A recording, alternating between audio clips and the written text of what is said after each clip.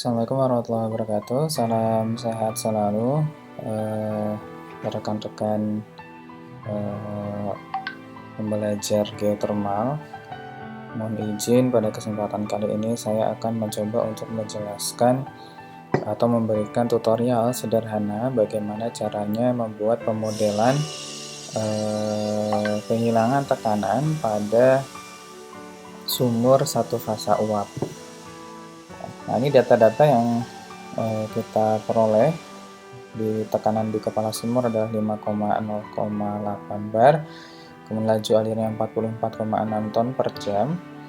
Nah, kita ingin tahu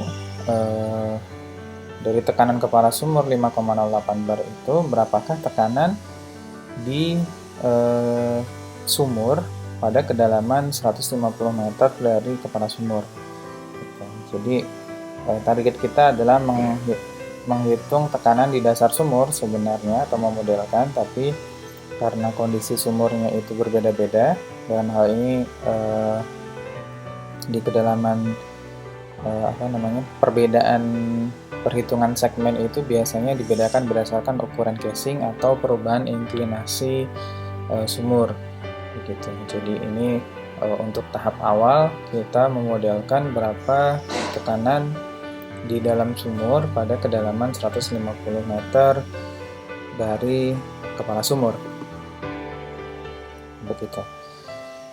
Nah, langkah pertama kita harus, ini saya sudah membuat tahapan-tahapannya supaya mudah untuk diikuti. Nah, persamaan yang digunakan, persamaan utamanya adalah ini ya, delta P per delta Z. Bagaimana penurunan persamaannya sudah dijelaskan oleh Bu Neni di kelas teknik produksi ya. Mungkin rekan-rekan bisa, mungkin di buku Mbak Neni juga, di bukunya Bu Neni juga ada, bisa dilihat gitu. Kemudian ini persamaan-persamaan yang lainnya gitu. Nah, langkah pertama seperti apa? Nah, karena untuk menghitung tekanan di kedalaman 150 meter kita membutuhkan informasi atau membutuhkan data-data sifat fisik dari fluida ya. Di antaranya adalah densitas, kemudian viscosity gitu. Nah, karena kita tidak tahu karena terjadi perubahan tekanan ya di antara kepala sumur hingga kedalaman 150 meter, maka kita tidak bisa mengetahui berapa densitas dari uap tersebut, karena densitas uap itu mengikuti tekanan, sementara tekanan dari uap itu sendiri berubah-ubah dari kepala sumur sampai kedalaman 150. Nah, oleh karena itu kita memerlukan tebakan ya, tebakan tekanannya itu berapa kira-kira di kedalaman 150, supaya nanti kita bisa menggunakan tekanan rata-rata di antara kepala sumur dengan kedalaman 150, tekanan rata-ratanya berapa. Nah, kemudian nanti densitas dan viskositasnya kita gunakan tekanan rata-rata tersebut gitu. Nah, baik, langkah pertama kita tentukan kira-kira tebakan delta P ya, kehilangan tekanan ya. Kalau dalam hal ini top down berarti melawan, ini arusnya kan atau alirannya dari bawah ke atas, sementara kita pemodelannya dari top ke down, jadi kehilangan tekanannya harusnya dari bawah ke atas. Katakanlah misalnya di bawah ini 8 bar, maka tekanannya hilang, jadi di kepala sumur tinggal 5 bar. Nah, kalau kita pemodelannya top down berarti kita tambahkan ya, jadi misalnya kehilangan tekanannya selama sepanjang 150 meter itu berapa? Katakanlah di sini 0,5 bar ya. Jadi nanti di kedalaman 150 itu di tebakan kita itu tekanannya adalah 5,08 ditambah 0,5 ya. Jadi tekanannya sekitar 5,58 bar di 150 meter, itu tebakan kita gitu. Nah, kita perlu tekanan rata-rata di tengah-tengahnya itu berapa ya. Jadi ini sama dengan tekanan di kepala sumur ditambahkan delta tekanannya dibagi 2 ya. Jadi tekanan rata-ratanya di 5,33 Ya, kemudian kita tentukan entalpinya, entalpi uap dari tekanan rata-rata ini, sehingga kita ketemu 2750. Nah, kemudian densitasnya adalah densitas rata-rata juga, ya. Rho V ya, tekanan 5. Tekanannya ditemukan di pertemuan 83. Kemudian untuk viskositas kita gunakan persamaan di steam chamber juga antara pressure dengan entalpi. Bisa juga antara pressure dengan temperatur ya, tapi biasanya suka error, jadi saya gunakan entalpi saja. Nah, kemudian untuk menghitung kecepatan kita bisa menggunakan persamaan yang ini ya. Gitu. Sebelumnya di sini saya sudah masukkan semua datanya, diameter casing, kemudian dikonversi menjadi meter ya. Kemudian laju alir dikonversi menjadi kilogram per second, ini tinggal dibagi 3,6, sementara kalau meter dikalikan 0,025 ya, begitu. Yang lainnya data-data inklinasinya dari kepala sumur sampai 150 itu 0 derajat terhadap vertikal ya, gitu. Atau boleh juga diisi 90 derajat terhadap horizontal, tapi biasanya informasinya kalau di pemboran sumur itu inklinasinya itu diukur terhadap vertikal gitu ya. Nah, kekasarannya 0,00045 ya, atau 4,5 kali 10 pangkat minus 5 ya. Gravitasinya 9,8 meter per sekon kuadrat, kemudian ini delta jaraknya yaitu 150 meter. Kita gunakan persamaan ini untuk menghitung kecepatan alir, yaitu sama dengan laju alir yang kilogram per second dibagi densitas dikali 1/4 pi d kuadrat ya, 0,25 dikalikan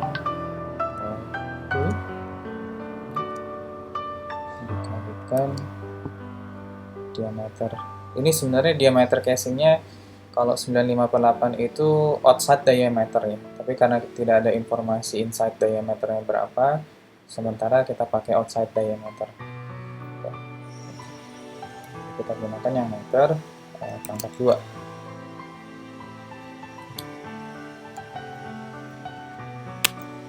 Maka diperoleh kecepatan alirnya kurang lebih sekitar 96 meter per second. Ini cukup kencang ya untuk uap. Nah, kemudian berikutnya kita hitung Reynolds number berdasarkan persamaan di atas ini ya, sama dengan densitas dikalikan kecepatan dikalikan diameter dibagi dengan viskositas. Maka kita peroleh Reynolds number-nya 4 juta sekian gitu.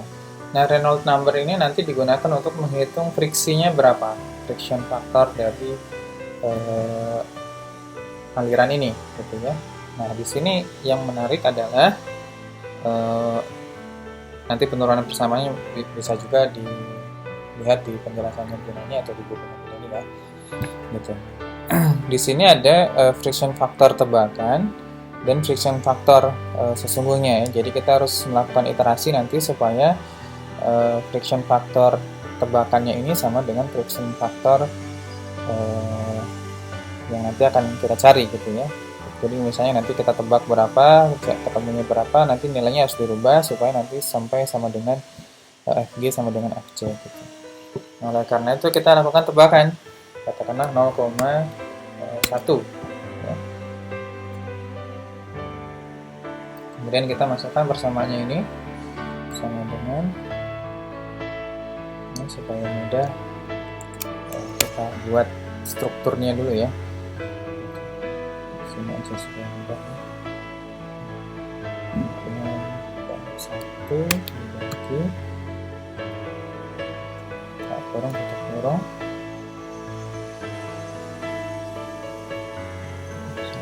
1,74 minus 2 kali log 10 ya, log 10 dari 2 kali aksaran dibagi dengan diameter, kemudian ditambah tutup kurung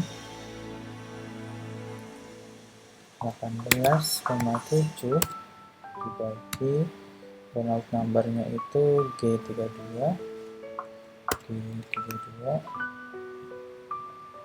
dikali akar dari resistance faktornya yang tebakan tadi ya, yaitu H32.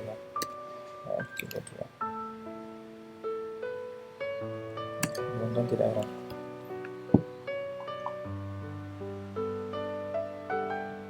Ini berarti terjadi error kalau jawabannya minus ya. Kita coba cari ya, errornya di mana.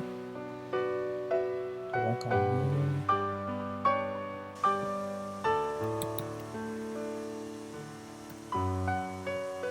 nah, ini sudah betul ya, kurang lebih di 0,135. Nah, bagaimana caranya supaya nilai ini sama dengan ini? Kita gunakan Goalseek ya, tools di Excel itu sendiri. Ini supaya kita bisa lihat perbedaannya, saya kopikan ke sini.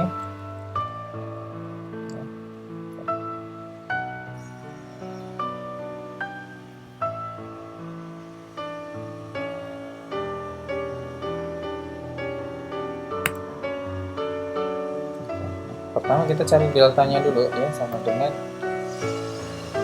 ini dikurangi FB dikurangi FC ya, kita akan melakukan. Nah, kita masuk ke data, kemudian what if analysis, Goalseek. Kita set yang deltanya ini supaya dia 0 ya, dengan cara mengganti-ganti nilai dari tebakannya gitu ya.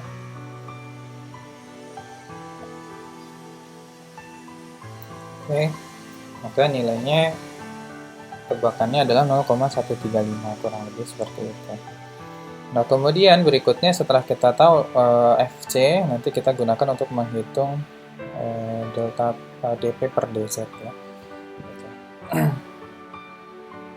Berikutnya kita hitung DP per DZ ya. Ini persamaannya cukup panjang. Kalau kalian ingin memecah menjadi 3 persamaan kemudian nanti digabungkan juga bisa, atau langsung juga bisa kalau yakin tidak akan terjadi error gitu ya. Supaya mudah, kita buat strukturnya dulu ya. Gitu.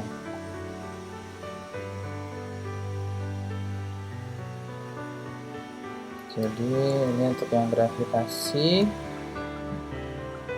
ditambah untuk yang friksi, kemudian dibagi untuk yang pembaginya ya. Gitu. Pertama kita masukkan persamaan untuk yang gravitasi ya, yang ini ya, yang G sama dengan G kali densitas kali gas. Masukkan nilai gravitinya, kemudian dikali dengan densitas ya, kemudian dikali dengan kosinus. Jangan lupa harus dimasukkan radian supaya dia diidentifikasi sebagai sudut ya. Dalam hal ini 0 ya. Kemudian tutup kurung. Nah, kemudian berikutnya yang sebelah kanan ya.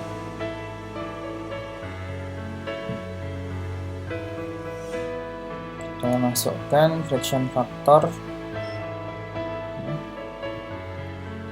dikalikan densitas densitas itu D32 dikalikan kecepatan yaitu F32 oh ya, ini sebelumnya ini harus dikalikan dengan 10 pangkat minus 5 untuk mengkonversi ke bar ya. Nah, ini Pascal nanti hasilnya konversikan ke bar, berarti harus dikalikan dengan 10 pangkat minus 5. Dan ini juga sama, dikalikan dengan 10 pangkat minus 5. Kemudian kita hitung yang pembaginya, 1 minus densitas itu D32 dikali kecepatan kuadrat yaitu F32 pangkat 2 dibagi dengan P rata-rata ya, P rata-ratanya berarti B32. Jangan lupa juga ini dikalikan dengan 10 pangkat minus 5. Dan tidak terjadi error. Nah, DP-nya adalah 0,004. Gitu. Nah, kemudian delta P-nya berapa? Ini untuk sub per meternya atau DP per dz-nya. Gitu. Nah, kalau kita DP saja, maka dia harus dikali DZ, DZ-nya adalah 140, maka sama dengan ini dikalikan dengan 150 ya, maka akan ketemu 0,6. Nah, kemudian kita karena tebakan kita DP-nya tidak tepat ya, di sini 0,5, tapi kita ketemunya DP-nya adalah ini kok kecil sekali ya, harusnya ketemunya sekitar 0,08 ya. Jadi kurang lebih ketemunya adalah 0,008 dp per dz. Nanti jika kalian bingung bisa dipecah persamaannya menjadi 3 ya, baru nanti digabungkan, atau bisa ikuti yang di sini ya persamaannya gitu. Maka DP-nya adalah 1,2, sementara tebakan kita adalah 0,5. Nah, kemudian kita iterasi lagi menggunakan Golsik. Ya, ini sama dengan ini dikurangi dengan tebakan, sehingga deltanya ada 0,7. Nah, kita Golsik saja. Set sel itu menjadi 0 dengan cara kita ganti tebakannya.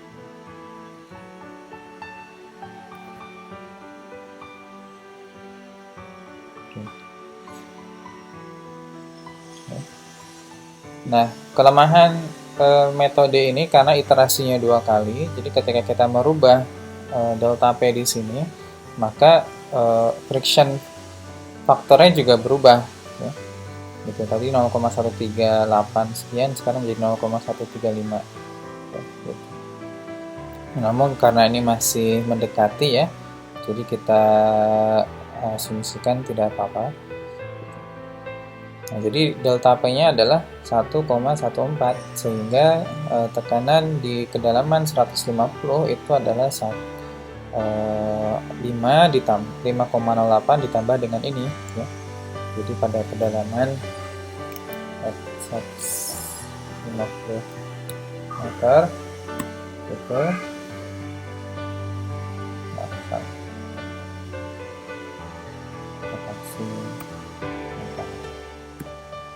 maka itu tekanannya adalah sama dengan tekanan ini ditambah dengan jadi tekanan pada sana. Maka tekanan di kedalaman 150 meter itu adalah 6,22 bar. Itu penjelasan singkat saya terkait dengan pemodelan aliran di sumur atau fasa uap ya. Silahkan nanti mencoba sendiri, kemudian nanti saya akan berikan data untuk sampai kedalaman dasar sumur ya. Silahkan dihitung sesuai dengan metode ini. Terima kasih banyak. Salam sehat. Assalamualaikum warahmatullahi wabarakatuh.